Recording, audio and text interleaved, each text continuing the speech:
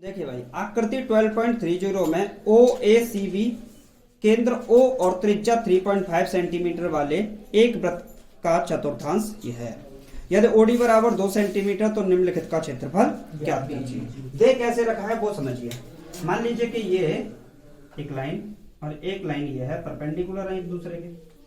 अब इस perpendicular line में वो क्या रहा है कि ये वाली लाइन इस वाले पॉइंट से मिलती है और ये इस तरीके से जाके इससे मिलता है। अब एक बात बताओ, अभी मैं इसको नाम दे देता हूं ओ बी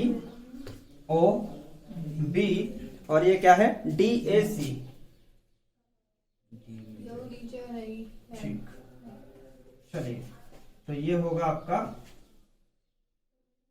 ऐसे, कोई दिक्कत?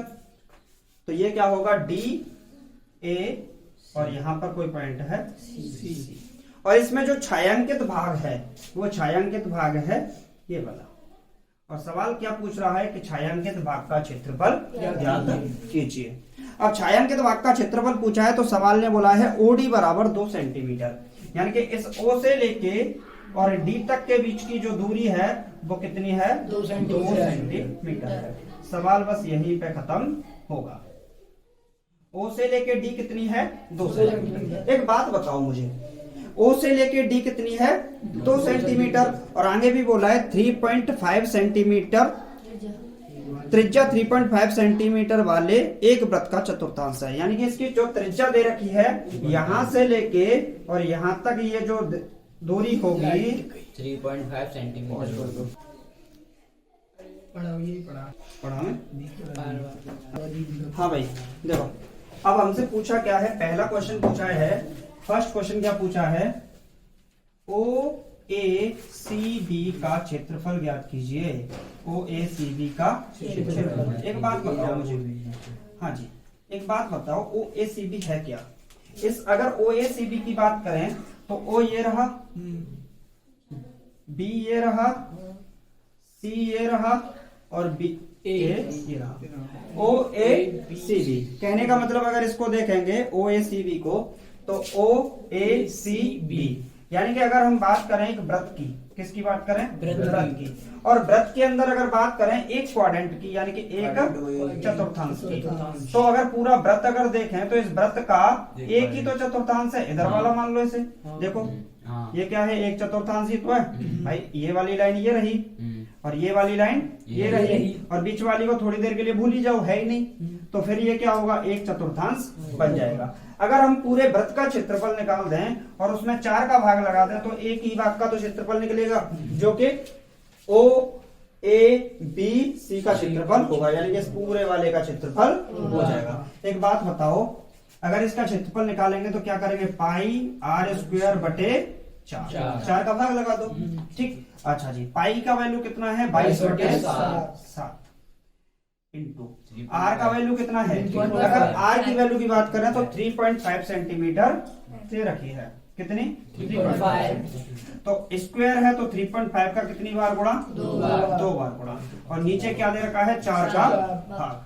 पॉइंट हटाओ, 00 का भाग, तो इस पॉइंट को खत्म ही कर दो बिल्कुल। हाँ जी, कोई दिक्कत नहीं। अच्छा जी, अब कैंसिल आउट कर लें, 7 से कटेगा 5 बार और 5 अट्ठे 40 यानी कि कितना बन गया 80, 5 सत्ते 35 और 5 अट्ठे यानी कि 16 पंजे 80। 2 से काटेंगे तो ये 8 और 2 से काटेंगे तो ये 11। ऊपर की बात करें तो कितना बचा 11 इंटू 16 कटेगा तो 7 और नीचे क्या बचा 8, यानी 11 7 77 बटे 8। भाग लगा के देखते हैं, 8 9 कितने होते हैं सर 72, 8 9 72 और नीचे कितना बचा 8 9 72 बचे कितने 5, तो भाग तो जाएगा नहीं, पॉइंट लगाओ 50, 8 6 48, 8 दूनी 16, 8 पंजे 40, तो 9.625 और किस में आएगा ये सेंटीमीटर स्क्वायर में आएगा। आंसर क्या आ रहा है ठीक, तो हो सकता है आंसर आपका यहाँ पे मिल जाए 77/8। अब एक बात बताओ मुझे, उसका जो सेकंड पार्ट पूछा है उसने, ये भी बहुत सरल पार्ट है। सेकंड पार्ट पूछा है छायांकित भाग का क्षेत्रफल। क्या पूछा है, छायांकित भाग का क्षेत्रफल। एक बात बताइए सरकार, छायांकित भाग की बात करें तो अगर हम इस पूरे में से इस त्रिभुज के क्षेत्रफल को घटा दें तो क्या बचेगा? छायांकित भाग। तो त्रिभुज ये कितनी साइड है?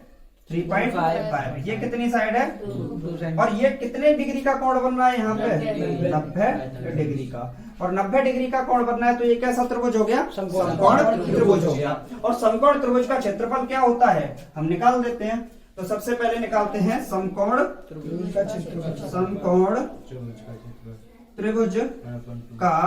क्षेत्रफल। अच्छा जी, समकोण त्रिभुज का क्षेत्रफल होता है 1/2 आधार गुणे ऊंचाई। ये तो होता है सर। हाँ। ठीक। अच्छा जी, 1/2 आधार कितना दे रखा है? 3.5 इंटू ऊंचाई कितनी है? 2। अगर हम 2 से 2 को काट दें तो कितना बचा? 3.5 सेंटीमीटर स्क्वायर।